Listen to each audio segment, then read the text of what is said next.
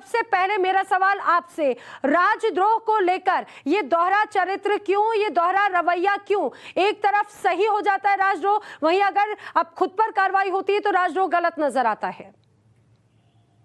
देखिए, मुद्दे मुद्दे को देखा जाता है कि जब भी कोई इस तरह की बात करता है तो कानून इस नजर से उसको देखता है कि ये किन धाराओं में केस आता है या नहीं आता है। जिस तरह से नवनीत कौर राणा की बात आप कर रहे हैं, उन्होंने एक संवैधानिक परिसर में, संवैधानिक संस्थान में जो कि मुख्यमंत्री आवास है, उसमें जबरदस्ती घुसने की बात कही। तो अगर कोई किसी सरकारी संस्थान में जबरदस्ती घुसने की बात को कहेगा जो कि मुख्यमंत्री आवास है, तो वो राजद्रोही कहलाएगा। अच्छा, और हलफनामा दायर करते हुए शरद पवार जी कह रहे हैं कि भाई इसका तो सरकारें गलत इस्तेमाल कर रही हैं, इसको तो खत्म ही कर देना चाहिए। देखिए, बहुत से मामला इस तरह के भी होते हैं जहां पर सरकार इस तरह का काम भी करती है कि जहां पर कई बार ऐसा लगता है कि शायद राजद्रोह के मुकदमे का इस्तेमाल किया गया है।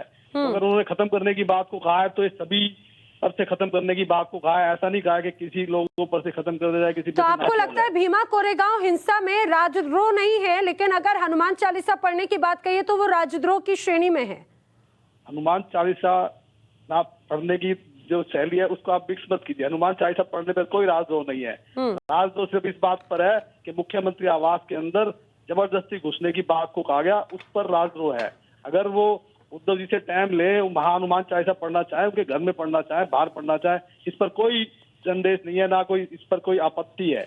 लेकिन वो कहें कि मैं तो जबरदस्ती घर में मुख्यमंत्री आवास में घुस करके ऐसे करूंगी, तो उनकी मंशा हनुमान चालीसा पढ़ना नहीं थी। अगर उनकी मंशा हनुमान चालीसा पढ़नी होती तो उद्धव जी से बात करती, जो संसद में। ठीक है, यानी कि यहाँ पर ये दोहरी बात तो नजर आती है। राम कदम जी, उसी बात को संजय गुप्ता दोहरा भी रहे हैं, कह रहे हैं कि भाई जो सरकारें हैं गलत इस्तेमाल करती हैं, वो इस बात को स्वीकार कर रहे हैं, लेकिन इसे दोहरा चरित्र या दोहरा रवैया ना कहा जाए तो और क्या कहें इसे? देखिए, इंसान तो झूठ बोल पाता है पर उसकी आंखें झूठ नहीं बोल पाती। यहाँ पर शिवसेना नेता की ये झुठलाने वाली सारी बातें देश देख रहा है, पर बोलते समय उनकी जबान भी ठीक से बोल नहीं पा रही, बौखलाहट और जबान भी लड़खड़ाते हुए सारा देश हमें तो बोलना ही नहीं आता। राम कदम जी, सारा बोलने का जितना तो आपने ले रखा है। सुन लीजिए, आप बोलते समय आपकी आवाज कितनी दमदार है, हम देख रहे हैं। नहीं, बोलते समय हम मौन थे। हम डिबेट के कुछ संस्कार हम दोनों भी रखेंगे। मूल बात यहाँ पर यह है कि एक और शरद पवार जी का कहना कि सरकारें राजद्रोह गुना लगाने का ये गलत उपयोग कर रही है, तो उनकी सरकार क्या कर रही है? राणा परिवार ने कभी नहीं कहा कि वो मुख्यमंत्री के निवास के भीतर घुसेंगे। उन्होंने कहा कि निवास के बाहर कोई भगवान का अगर कोई स्तोत्र पढ़ता है तो उसमें किस बात की आपत्ति, उसके लिए तुम राजद्रोह लगाओगे? इन्होंने राजद्रोह इसलिए लगाया कि जिस दल के 56 विधायक है, 18 सांसद है, ऐसे पूरे के पूरे दल को एक पति पत्नी ने चुनौती दे करके हिला दिया, पूरी तरह से वो दल हिल गया। और ये एक जो बेइज्जती सारे देश में हो गई, छीतू सारे देश में हो गई, तो उसके लिए अपनी इज्जत बचाने के लिए इन्होंने जानबूझ करके राजनीतिक हिसाब चुकता करने के लिए उन्होंने लगाया है। ये सारे लोग जानते हैं। एक और शरद पवार का कहना कि इसको परास्त कर दो कानून का, और दूसरी ओर उनकी ही सरकार राजद्रोह गुनाह मामला दर्ज करे ये परिवार पर। ये पूरी तरह से दोगला चरित्र है, दोगलापन है, और ये सारा देश देख रहा है। और राम कदम जी खुद को राहत जब खुद फंसते हुए दिखते हैं तो ये नजर आता है कि भाई राजद्रोह बेहद गलत कानून है, इसको खत्म कर देना चाहिए, इसको संशोधित करते हुए खत्म कर देना चाहिए। लेकिन वहीं अगर दूसरे किसी व्यक्ति पर, दूसरे किसी पार्टी के नेता पर अगर ये कार्रवाई होती है तो बिल्कुल जायज नजर आती है। मुश्किल में फंसते हुए नजर आ रहे हैं एनसीपी नेता, तब उसे वो उन्हें दिक्कत देने वाला लग रहा है। नहीं, बेहतर होता कि आपका कोई प्रतिनिधि स्वयं शरद पवार जी से पूछता, क्योंकि वो एक कद्दावर नेता है श्रीमान शरद पवार जी का।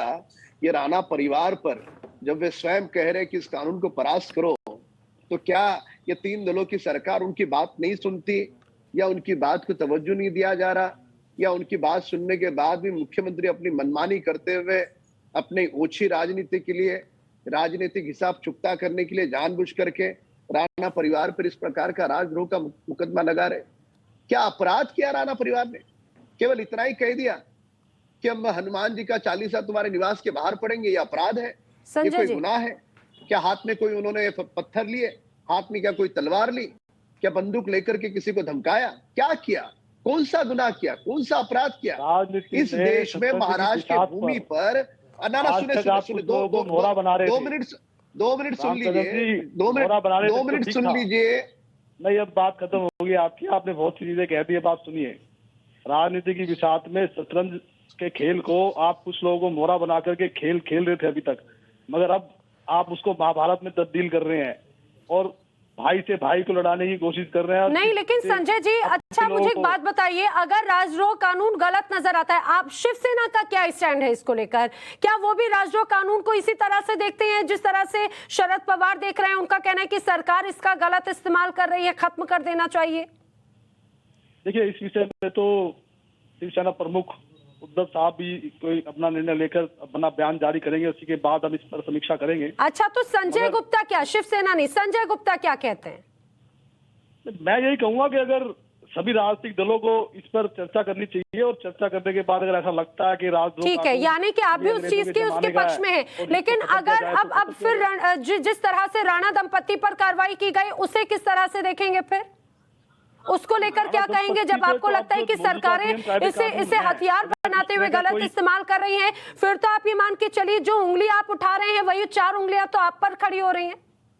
नहीं, देखिए, मुख्यमंत्री आवास एक संवैधानिक संस्थान है सरकारी, और इसके अंदर, इस परिसर के अंदर कोई जबरदस्ती घुसने की बात कहता है, जबरदस्ती घुसने की तो बात मुझे याद नहीं आ रही इस तरह की। ये जरूर कहा गया था कि मुख्यमंत्री निवास के बाहर बैठकर हनुमान चालीसा का पाठ करना चाहते हैं। अगर मैं गलत नहीं हूँ राम कदम जी, मुझे जरा दुरुस्त कीजिएगा। बिल्कुल ललकारा गया, बिल्कुल आप सही कह, हम जबरदस्ती जाएंगे करेंगे, इसका प्रोसीजर है, यहाँ पर उसकी परमिशन लेनी पड़ती है, बात करनी पड़ती है। अगर मैं को राम कदम दीदी के घर के बाहर कुछ करना है तब पुलिस से बात करूंगा, राम कदम जी से बात करूंगा, इसका प्रोसीजर है। उस प्रोसीजर को अपनाया नहीं जाएगा अगर, तो फिर कानून नहीं देखेगा। तो फिर तो उस चीज की कार्रवाई के लिए इंतजार भी कर सकते थे ना संजय जी? वो तो वहां पर आते उसके पहले ही उन पर कार्रवाई की जा चुकी थी। क्या कर सकते थे, क्या नहीं कर सकते थे? ये तो नवनीत कौर राणा भी ऐसा कर सकती थी कि वो बात करती उद्धव जी से और कहती कि मुझे जवाब दे आना है, लेकिन उनका मकसद हनुमान चालीसा करना नहीं था, उनका मकसद राजनीति करना था, जो कर रहे हैं, और बीजेपी के कहने पे कर रहा था, और बीजेपी फुल उनकी सपोर्ट में है। अब उस महाभारत के अंदर कई मोहरे जो है उनके अंदर नवनीत कौर राणा भी हो चुकी है, और आपका अब राज ठाकरे भी आ चुकी हैं।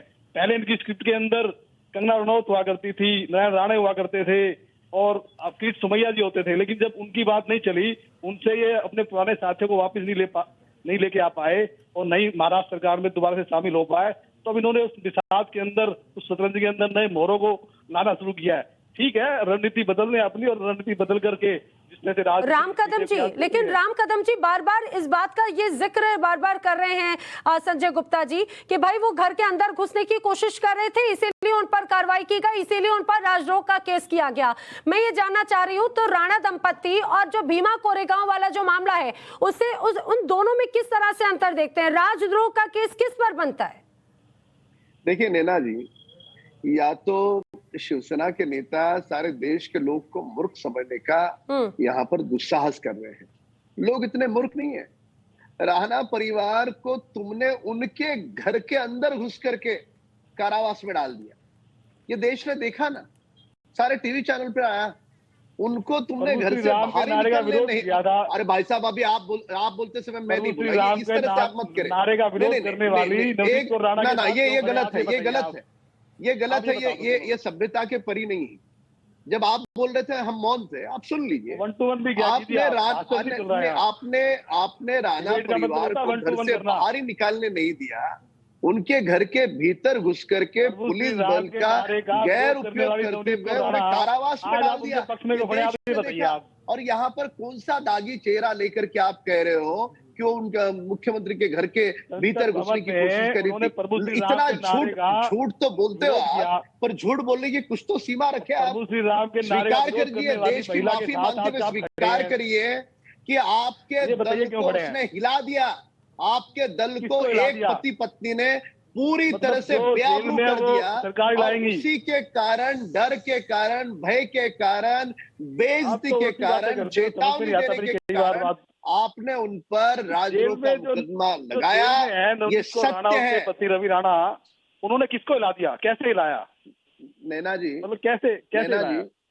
नैना जी, जी नैना जी, क्या है, शिवसेना नेताओं की एक सोची समझी रणनीति है। हाँ वो जब उनके पास जवाब नहीं होता ना, तो बीच बीच में बोलते रहते हम ताकि तो लोग सवाल सामने वाले पूछते की हैं बात आपसे, नहीं मतलब सुने, सामने वाले आप की वन टू बात वन नहीं किया कीजिए, सुने। रामकदम जी लेकिन- आप बोला बोल था। लीजिएगा, आप जी। बोल लीजिए, आपके बाद बोलता हूं। थोड़ा वन आप टू वन बोलिए। कीजिए ना, आपका बोल लिया, मैं भी बोल आपका लिया। होने हाँ बोल ठीक है लिया, Sanjay one to ji, one कीजिए। संजय जी सवाल का जवाब आप भी दे दीजिए ना। संजय गुप्ता जी, राम कदम जी भी वही पूछ रहे हैं जो मैं पूछ रही हूँ। भीमा कोरेगांव जहां पर हिंसा भड़कती है वहां पर राजद्रोह गलत नजर आता है, लेकिन राणा दंपत्ति पर जो कार्रवाई की गई उसमें आपको ये सही क्यों लगता है राजद्रोह का मामला? देखिए, दृष्टिकोण, राजनीतिक दृष्टिकोण एक ये चीज कौन होती है, तय करेगा? दृष्टिकोण के ये साथ साथ कानून का ये कौन तय सबकी- करेगा दृष्टिकोण? जब भी कोई इस तरह की घटना घटती है तो कानून इस चीज को देखता है कि किस चीज पर किस तरह की कार्रवाई की जानी है। तो हिंसा तो भड़कती जो- है तो वहां पे राजद्रोह नजर नहीं आता आपको, बल्कि वहां पर राजद्रोह गलत नजर आता है एनसीपी नेता को? देखिए, कानून का अपना नजरिया है, किसी भी तरह की जब दुर्घटना घटेगी कानून तो का नजरिया है अपने या नजरिए शिवसेना से- का नजरिया है राम कदम जी? अब देखिए, अब अपेक्षा करूंगा कि वो बोलते समय मैं एक शब्द भी बीच में नहीं बोला, बीच बीच में बोल करके सामने वाले की बात संजय को गुप्ता जी भी नहीं मुस्कुरा बोल रहे हैं, हंस रहे हैं, ओके। लेकिन यानी कि वो भी बात को समझ जरूर रहे हैं। मैं तो चाह रही हूँ आप दोनों आपस में एक बार, अगर ऐसी चीज है तो आपस में आप एक दूसरे को जवाब दे। लोग तो सुन रहे हैं भाई, पक्ष विपक्ष सुन नजर आ लीजिए। रहा है सामने। देखिए नैना जी, इनके पास अब दलील देने के लिए क्या बचा है? दलील देने के लिए बचा ही नहीं कुछ। आपके टीवी चैनल ने, पूरे देश के टीवी चैनल ने दिखाया कि राणा परिवार तो घर के चौखट से बाहर ही नहीं निकल सका।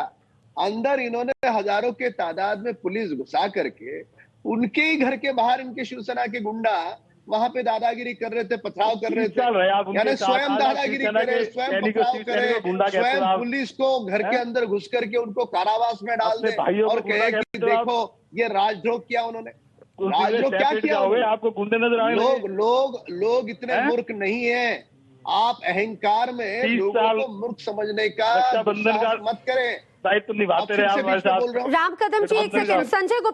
संजय गुप्ता जी, अगर आपको लग रहा है कि भाई कोई अगर सीएम हाउस के बाहर अगर इस तरह से जाने की बात कहता है तो वो राज्यद्रोही है, लेकिन अगर कोई सांसद किसी सांसद के घर पे या किसी विधायक के घर के बाहर बड़ी संख्या में अगर वहां पर लोग इकट्ठे हो जाते हैं विरोध प्रदर्शन करते हुए, वो क्या जायज आपको नजर आता है? भीमा कोरेगांव में हिंसा भड़काई जाती है, वो राजद्रोह नजर नहीं आता अगर जो लोग उसमें संलिप्त हैं? कोई किसी के घर में किसी भी जगह जबरदस्ती घुसने की बात करेगा तो, और वो भी एक मुख्यमंत्री आवास में, तो उसको उसके ऊपर इसी तरह की धाराएं लगेंगी। अब इसमें गुस्सा है क्या? घर में गुस्सा राम है? कदम जी घर में गुस्सा है और क्या? सांसद के घर और सांसद के साथ इस तरह का बर्ताव करने पर भी क्या कोई कार्रवाई होगी? नैना जी। जी, दादागिरी करने की यादव कोशिश जी, करेगा। गुप्ता जी आप, गुप्ता जी यहाँ पे एक बात बताओ, राणा परिवार मुख्यमंत्री के निवास पे गुस्सा है क्या? उनके घर के बाहर गया है क्या? नहीं गया। अब आप एक बात घर के बताइए, भीतर नहीं घुसा। ना सुने मेरी बात। हनुमान चालीसा तो को फिर कैसे पढ़ने का लगा तरीका आपने बताइए राजद्रोह? आप। ना जवाब दीजिए, कैसे लगा है राजद्रोह? हनुमान चालीसा को क्या पढ़ने का मूर्ख तरीका समझते हो? बताइए आप। बीच में ओवरलैप मत करिए, जवाब दीजिए, हाँ, जवाब दीजिए। देखिए, जो राणा जो परिवार ख्याल आपके मन में है ना, गुस्सा नहीं, ख्याल आपके मन में, घर वो के ख्याल बाहर ही गया रहेगा। नहीं गया, और कोई आपके अपशब्द सवाल के के बदले नहीं में के, सवाल रहेगा। कोई बंदूक लेके गया नहीं गया, कोई हिंसा ख्याल करी आपके नहीं मन करी। में है, जो ख्याल क्या आपके मन में है वो ख्याल ही रहेगा। झूठ और आपके बोलने सवाल की के बदले में सीमाओं सवाल की हदों रहेगा। को पार कर रहे हो? आप ये क्या हो बताइए, क्या गया तुम्हें? क्या आप ये हो गया? बताइए पहले आप ये बताइए, कोई कि जो दलील महिला नहीं है आज इनके तक पास। प्रभु श्री राम के नैना नारे का जी, विरोध इनके कर रही पास जी थी, जी आज आप उनके नैना साथ जी, में इनके खड़े हैं, पास बताइए कोई आप। दलील नहीं है। इनका मेरे सवाल का पूरा जवाब दीजिए झूठ आप। का पर्दाफाश हो चुका है। पूरा देश देख रहा है कैसी झूठ क्या बातें नवनीत कर को रहे हैं। राणा ने प्रभु और श्री राम दुख का तो इस नारा बात लगाने का वालों का होता है विरोध कि किया या शरद नहीं पवार किया? जी आप मुझे का, बताइए आप।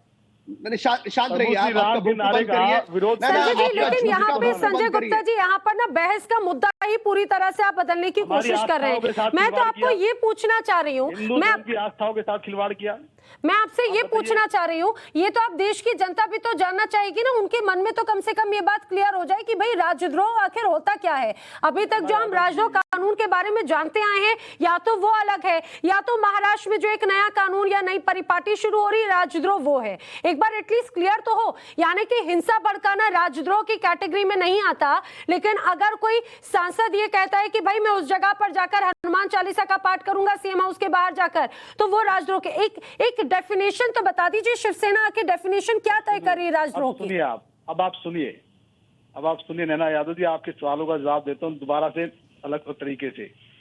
नवनीत कौर राणा जो प्रभु श्री राम का नारा लगाने वालों का विरोध करती रही है आज तक, आज वो हनुमान चालीसा पढ़ने का जो नाटक कर रही हैं, उन्होंने हनुमान चालीसा नहीं पढ़नी थी, क्योंकि हनुमान चालीसा अगर उन्होंने पढ़नी होती तो हनुमान चालीसा पढ़ने की बात करती तरीके से। संसद भवन के अंदर उन्होंने कहा कि जब संसद भवन में नारे लगे जय श्री राम के, जो कि हमने लगाए, बीजेपी ने लगाए, तब यही नवनीत कौर राणा थी जिन्होंने ये कहा था कि संसद भवन के अंदर जय श्री राम के नारे नहीं लगने चाहिए। जय श्री राम के नारे तो संजय गुप्ता, तो तब इस वजह से आपने राजद्रोह का केस किया। अभी भी आपने मेरे सवाल का जवाब नहीं दिया संजय गुप्ता। बात नहीं आने नहीं दिया ना मेरे को, आपने आगे आने दीजिए। अब आप आज ऐसा कौन सा यंत्र, कौन सा ऐसा इंजेक्शन उनको लग गया कि वो हनुमान चालीसा करना चाहती हैं, और वो भी अपने घर में नहीं या अपने क्षेत्र में नहीं, अमरावती से आकर के मुख्यमंत्री आवास में जबरदस्ती। मैं आपसे पूछ रही हूँ, हिंसा करने वाला आपको राजद्रोही नजर नहीं आता ना? हिंसा करने वाला कौन सा, किस तरह की हिंसा करने वाला? हिंसा भी देखी जाती है किस तरह की। ठीक है संजय गुप्ता, यानी कि अभी भी आप बात को घुमा रहे, जवाब नहीं है आपके पास। राम कदम जी, इस दोहरे रवैये को लेकर क्या कहेंगे? प्लीज मुझे लास्ट कंक्लूजन लेना। नहीं संजय गुप्ता, आप ऐसे आप बात को ट्रैक एक तरह से दूसरे ट्रैक पर ले जाने की कोशिश कर रहे हैं। राम कदम जी, फाइनल कंक्लूजन। इनकी क्या है, इनकी राजनीतिक मजबूरी है, इनके पास कोई दलील बची नहीं है, इसके लिए गोल गोल जिलेबी यहाँ पे घोलना, ये उनका दायित्व का निर्वहन कर रहे हैं। सारा देश देख चुका है कि राणा परिवार घर के चौखट के बाहर तक नहीं गया। जो हिंसा करनी थी शिवसेना के कार्यकर्ताओं ने की। राणा परिवार तो केवल भगवान का नाम लेने की बात कर रहा था, वो उनके मुख्यमंत्री के निवास के ना भीतर गया, ना निवास के बाहर गया, ना खुद के घर के बाहर निकल सका। डायरेक्ट वहीं से उनके घर से उठाया, जेल में डाल दिया और राजद्रोह उन पर लगाते हो। और दूसरी ओर तुम्हारे ही, जिसे हम भीष्म पितामह कहे, सरकार के या क्या कहे, जो भी कहना जरूर कहे शरद पवार जी को, श्रीमान शरद पवार जी स्वयं कहते हैं कि राजद्रोह का कानून पास करो, और उनकी ही सरकार, उनका ही गृह मंत्री, उनका ही मुख्यमंत्री राणा परिवार पर राजद्रोह लगाता है। यही दोहरा रवैया दर्शाता है, यही दोहरा चरित्र दर्शाता है महाराष्ट्र सरकार का भी और जो पार्टी के तमाम नेता हैं उनका भी। राम कदम जी, संजय गुप्ता, आप दोनों का बहुत शुक्रिया मेरे साथ में जुड़ने के लिए। लेकिन महाराष्ट्र में राजद्रोह की एक नई परिभाषा जरूर महाराष्ट्र सरकार गढ़ती हुई नजर आ रही है।